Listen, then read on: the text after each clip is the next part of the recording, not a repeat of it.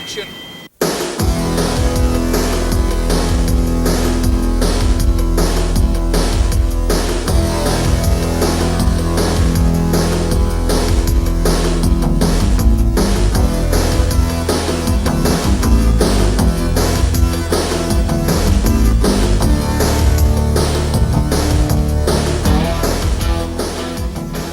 Top Gun stars Tom Cruise as a young jet fighter pilot who's selected, along with his partner, to attend the Navy's Fighter Weapons School at Miramar, California.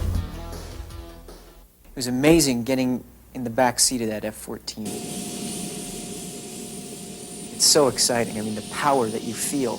I mean, just sitting on supersonic, machine. It's amazing.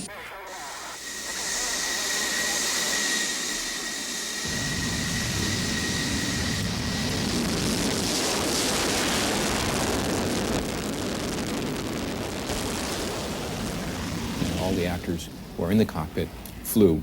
So a lot of the filming that you see in the movies, actually the actors up in the air, actually being filmed while they're experiencing the G-forces. In order to do that, they had to go through this training program which involves ejection training, just in case there's an accident when they're in the air and they've got to eject. 1, 2, 3, eject! Okay, if you're all right, give me a thumbs up. That was great. It was a good shot. We did the Rust version, which is a 3-day intensive physical training to go up in the planes, because the planes are, there's no exits on the front, rear, and back of the plane. It's you eject if you want to get out of that plane in an emergency. So you have to learn all those procedures. You have to learn water survival because it's Navy. So if you eject out, maybe you eject from the plane, but then you hit the water, and how do you live from there? Surf water at 3 feet knees together. Locate your choke fitting. First hit on your 5. Eyes on horizon.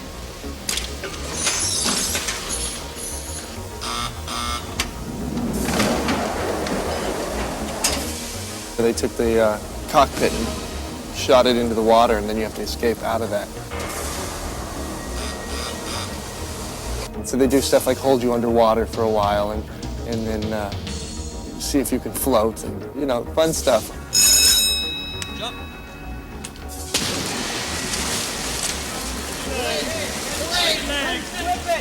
Spread your legs.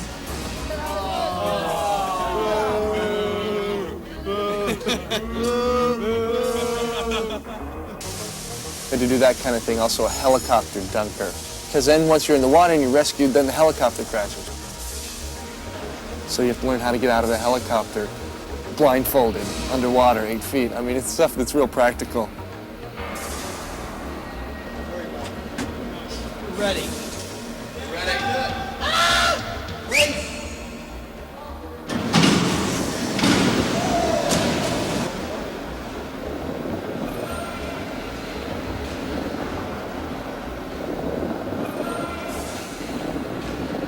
It was frightening. And then there's the whole physiology side of it, which was another day of training where we were put into a pressure chamber and taken up to 25,000 feet. Then you remove your oxygen mask to see what hypoxia is all about. Okay, now the low side of the chamber only. Reach up and hold the mask tight to your face with one hand. With the other, release one of your retention fittings, but keep the mask up to your face. Okay, and then when I say release, I want you to let go of your mask and turn your oxygen supply off at the console. Okay, turn it off and begin your demonstrations. 6 to 7 turn face each other. Okay, this is Naval Aviation, gentlemen, and this is Fighter Town, and we do everything faster. So those of you doing the patty cake, let's pick up the speed. You got the routine. We're starting to break up here, okay. There's something they don't understand about basic patty cake here. Remember, I don't want to see how long you can last. I want you to experience some of the symptoms of hypoxia and then take the corrective action. Okay, 7 has had it.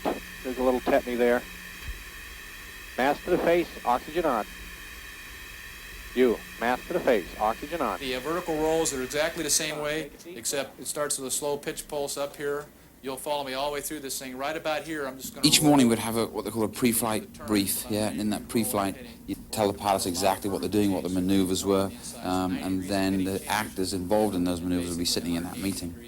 Well, we just got a briefing about how I'm supposed to remember to say this line when I'm inverted and this line when I'm being chased and this line, and I'm not sure if I'm going to be able to get any of it right. I don't know. I have a diaper on, so I don't know. I have a diaper and an air sickness bag, and hopefully I'll be okay. You know, it's going to be wild. It's like, you know, the ultimate dragster.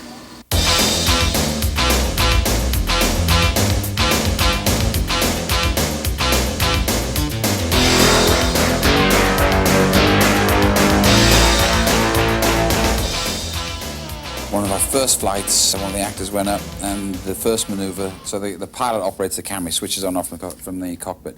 The first maneuver, camera switched on, the actor's sitting there, and you can see his colour slowly starting to change, his eyes started to sit back a little.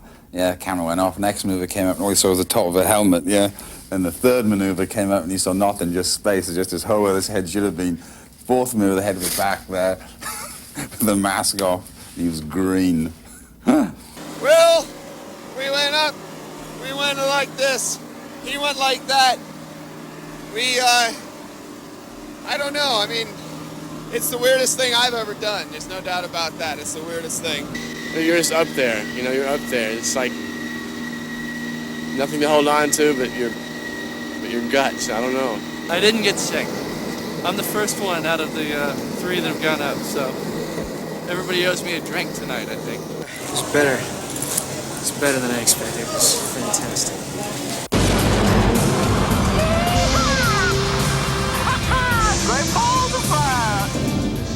We looked at the gauge. We got 2.5 minutes of film, and the pilot looked at the gauge. And he says, "Well, we should be going back." I said, "No way." I said, "This is free. This ride's free. This e-ticket's free." I said, "Let's go for a run." He said, "All right, you want to go for a run?" I said, "Yeah." Next thing I know, we're going Mach, breaking the sound barrier, ripping around these clouds at like 10,000. They put the nose down. We go right down to about 1,500, and letting it just fall back, just ripping through and just undercutting. And just good time. It's you know, it's full tilt boogie rock and roll in the sky. Rock and roll! You are the top 1% of all naval aviators. The elite, the best of the best. We'll make you better. What they practice and what they learn in the school is something called ACM, Air Combat Maneuvering, i.e. dogfighting. They dogfight every day.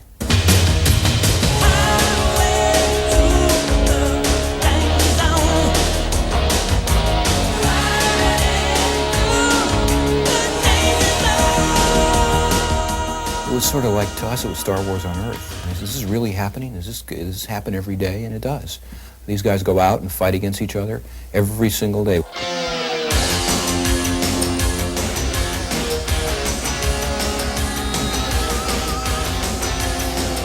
Tom Cruise is someone that we had in mind for this picture from the moment we got a draft that convinced us we were going to actually shoot the picture.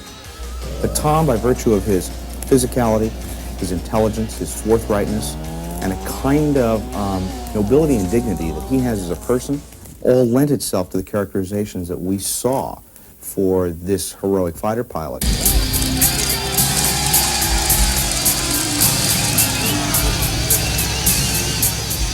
The conflict in the film is an internal conflict. He is determined to be the best of the best, and through his determination and his will to win and be the best, he pushes the situation and ends up in an accident. 7,000! 6 words, 6 man!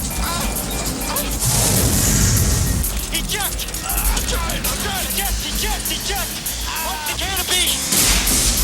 Normally, a film like this, you find that the aerial stuff is done, you know, with models or with blue screen or opticals, but here we've got very, very few. It's all the real McCoy. Watch the mountains! That is something we committed ourselves to getting when we started the picture, and it's one of the things that prompted the support and the cooperation of the United States Navy, because they wanted this to be the most accurate picture of its sort ever done. When you see missiles firing in this movie, they're real missiles firing off real planes. When you see planes coming close to each other in dogfight sequences, they're coming close to each other in real dogfight sequences. When you see planes landing on carriers and, you know, hitting hard, that's really occurring. The vertical rolls are exactly the same way, except it starts with a slow pitch pulse up here.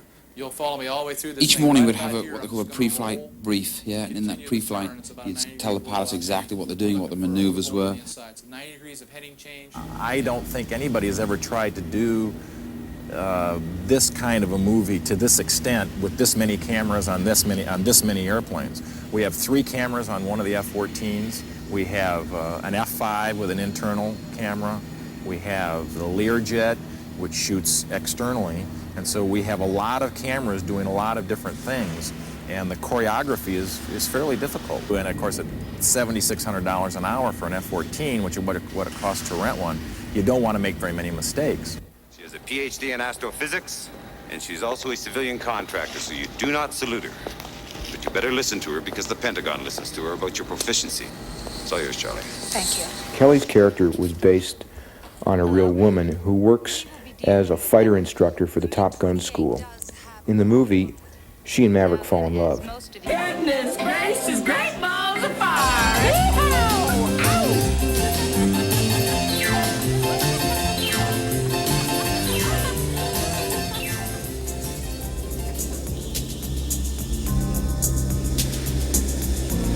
The film is definitely a patriotic film. It is not necessarily pro any country politically. And it's not a picture about the Navy, it's not a picture about the military, and it's not a picture about politics. It's a picture about heart, guts, and soul and honor.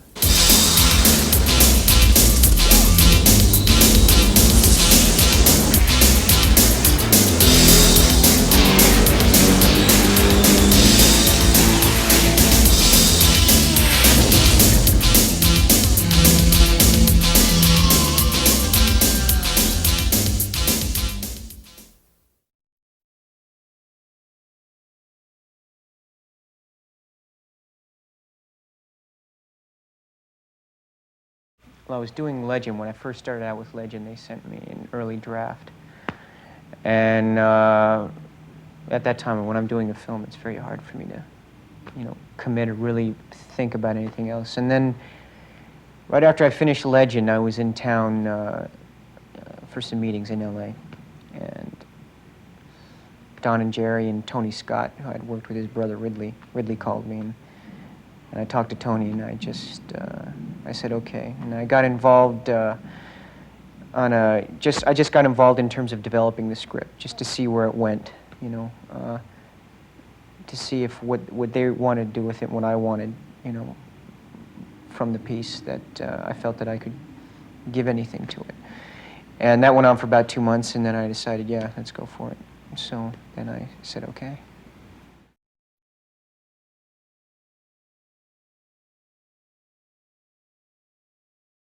I was looking forward to getting my license. You know, I really got involved. I flew Cessnas and stuff like that. I don't have my licenses yet. It just took a little more time than I had anticipated. But flying in jets is, when I was preparing for it, when we were developing the script, before I told him that I would do it, I went down and flew with the Blue Angels. I mean, I spent a lot of time half the time in San Diego and half the time in LA, meeting these fighter pilots, getting involved with them, and that was quite an experience. It's like, with the Blue Angels, I didn't have a G-suit or anything like that. A G-suit, you know, I mean, it fills up with air. It's hooked into a computer. When you pull so many Gs, it helps to, it tightens up here to force the blood, keep the blood up your upper half in your head. And so you don't pass out or, you know, go to black or you get tunnel vision. So when I went to Blues, he just kind of stuck me in there and he said, okay, touch this, don't touch that, don't pull this, and have a nice flight, sir, and close this thing on me. And I was going, oh my God, what's going on? It was great, though. I had this terrific pilot, Grizz. He gave me a ride took me about 50 feet off the deck. Now, don't you tell nobody I'm doing this for you now, you hear? I said, all right, man. Let me take over the stick after a little while. I had a good time.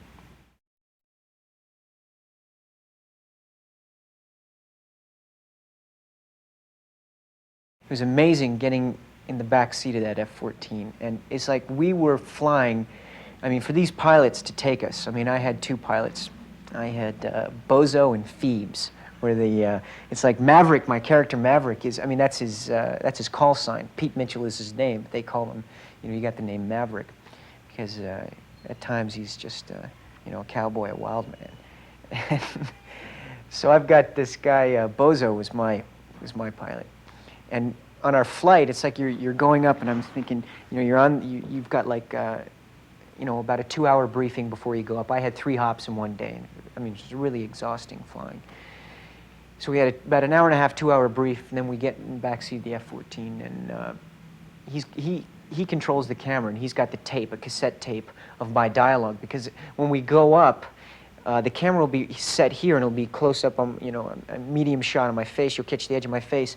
You'll catch me looking over, and you'll see a bogey right there, right on my 6, you know. So you'll see the bogey switching like that, and then they've got it, because I had 3 hops, they repositioned the camera here, so you've got a shot where you see the bogey here, and then crossing over, and you see, you know, you cut to the bogey, you know, crisscrossing over here and coming up over top.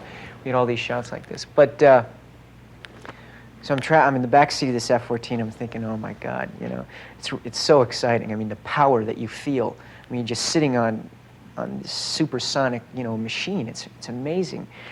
And all of a sudden, this hazard light comes on in the back. We haven't taken off yet.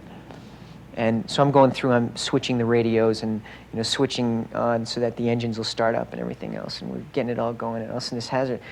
And I'm thinking, oh my, I said, you know, we start taking off, and we're up in there, and I said, hey, Bozo, I said, Jesus, I said, this hazard light keeps flashing. He says, oh, hell, that thing, just turn it off. That thing never works. I'm going, oh my God, well, what does work, you know? So we had a good time.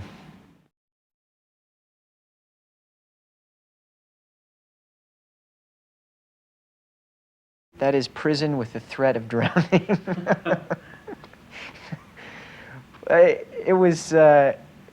It's an experience that when you're shooting on an aircraft carrier and you're just kind of in the middle of shooting and you're working all these hours and then you're, you know, flown right onto an aircraft carrier. I mean, it was, I don't know how those guys do it, you know. I mean, for 9 months they go out in these things. I mean, it's not even up to prison standards, the rooms. And the room I had like, I mean, they gave me a pretty nice room, you know, because I was working and I mean, we were up really early in the morning and didn't get to bed till, I mean, no one slept on the thing. I've got this, except one of the guys who did makeup, Rick Sharp, has this picture of me. I fell asleep on his makeup case, you know. I'm like crashed out like this. And he took I didn't even know he took the picture. He took this picture and blew it up. And he said, you know, proof that someone got sleep on the carrier.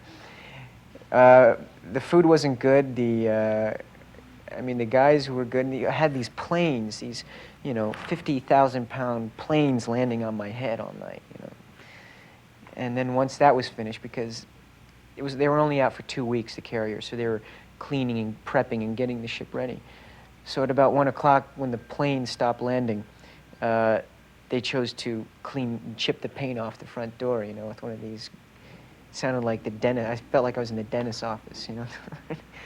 But it was a time that I wouldn't, I'm glad I went through it, you know. I'm glad I did that. It's, you know, we got some good laughs out of it.